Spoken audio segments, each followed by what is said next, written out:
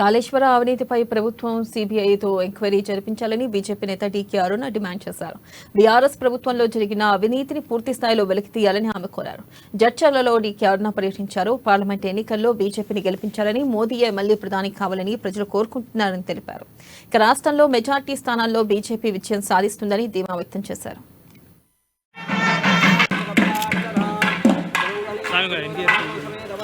వారు ఎన్నికల ముందు మాట్లాడింది వేరు, అధికారంలోకి వచ్చినాక వాళ్ళు చెప్తున్నది వేరు.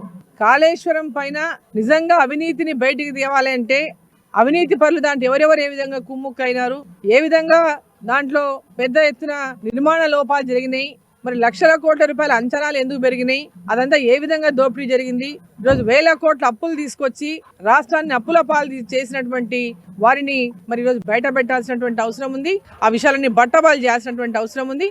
దానికి రాష్ట్రంలో ఉన్నటువంటి ఈరోజు అధికారంలో ఉన్నటువంటి కాంగ్రెస్ పార్టీకి అవకాశం వచ్చింది. అవకాశం ప్రజలు మీకు ఇచ్చిండ్రు. అవినీతి పైన వ్యతిరేకించే ఈరోజు మరి మీకు అధికారం ఇచ్చింది కాబట్టి ఈరోజు కాళేశ్వరం కానీ ఇంకోటి కానీ ఎక్కడ జరిగినటువంటి అవినీతిని కక్కించాలన్నా ఈరోజు పూర్తి స్థాయిలో సిబిఐ ఎంక్వైరీ